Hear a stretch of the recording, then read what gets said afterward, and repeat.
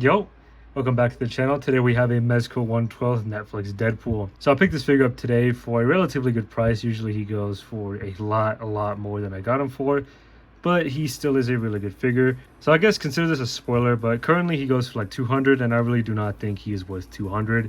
Is he cool? Yes. Is he worth 200? No.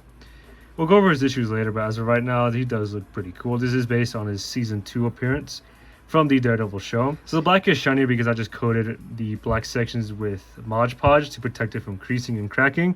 You can't really see it, but right here there used to be a crack. The knee pads have the original shade of black. I didn't coat those because I mean there's not going to be much movement there.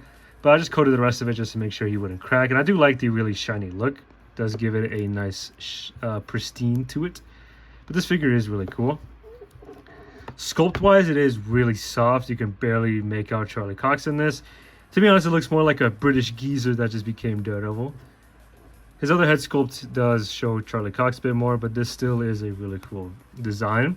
The rest of the suit is pretty basic. It's just this red kind of clothy texture, along with the matte black sections. On the back, there's more of this black, and then on the forearms, they kind of comb down to the midsection. The suit does not really hinder articulation much, but there is still some limitations. He can look up really far. He can look down.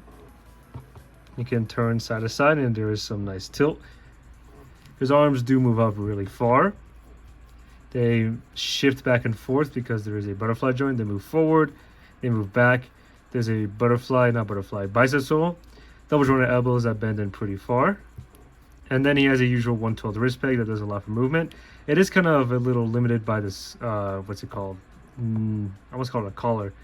What's it called? What's the word? Wrist peg piece. This little like wristband piece. But you can shift it back and forth. Now torso wise, he is pretty limited. He can bend down about that far. He can bend back a bit farther, but that's pretty much all the movement you're getting out of it. He does turn side to side. And there is some tilt, but not a lot. His legs do move forward, but if you're using the base figure with no Mod Podge, they will crease right there. You can already see a crease forming. They move back a bit. There's some thigh swivel. Double jointed elbows that bend in pretty far. He has boot swivel alongside this boot cut that does allow for the boot to turn side to side, but there's not much other movement. It barely moves back. It doesn't even move. There's some shifting and there is no real ankle pivot. So articulation wise, he is limited, but still you can get some decent poses out of it. We'll try to get him in like a fighting stance. So yeah, is this suit really limiting? Yeah. Is this figure looking badass? Also, yeah.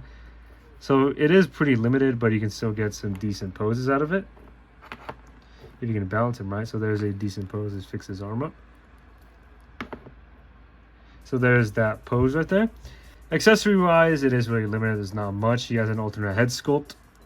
Now this one you can see Charlie Cox a bit more. I do wish there was some blood on it, but this still does look really cool. In terms of hands, he has these two open hands. Now the detail on the hands is really nice. You can see there's this shiny red and then the matte black with the knuckles. Those look really cool. And then he has these gripping hands to hold his billy clubs. There is storage on the side. You just simply pull them out.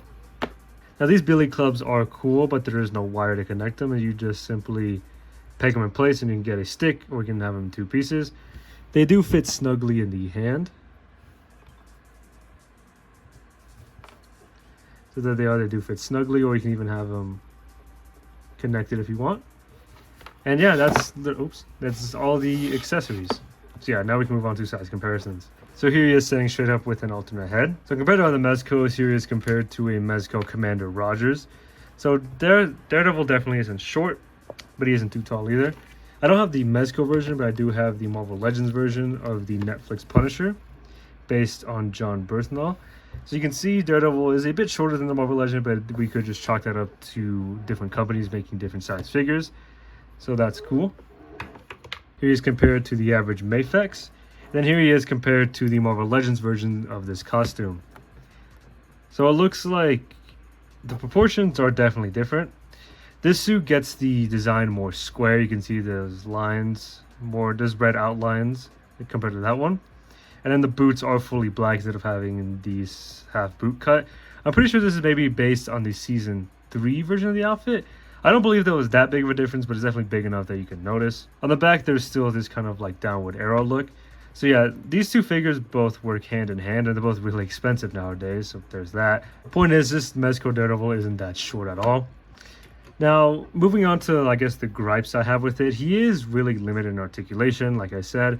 His torso, it can barely move. His legs are really limited. The pleathery material does crease, but with both good time management and some Mod Podge, you can really fix it. Now, I have seen people complain that he does look a bit fat. He looks a little chunky. I think this is because there's some puff to the outfit to give him more movement. What you can do is you can also kind of just pull it back to give him a skinnier look. But really, I don't mind it. It really doesn't bother me as long as articulation is there. I mean, what's available of it. And I really do wish there were more accessories. I think an unmasked head sculpt, maybe even a baton with a wire on it. Obviously, being the Netflix version, there's not that much things they could do with it. He didn't really have variety in his attacks, I guess you can say. But still, this is a really cool figure. I will enjoy taking pictures of this one. It's just like I mentioned, he is definitely not worth $200. For $200, I expect my figures to, have a lot of accessories, a lot of interchangeable looks. Like my Mezco Doom. We had, 3 trays of accessories, 2 different looks. Like, it's just $200 is a lot to spend on a figure, especially at this scale. So I just don't see this one being worth it. If you find value in it, you do you. But still, this has been DM Customizer. Hope you've been enjoying the video so far. Stay safe out there. God bless.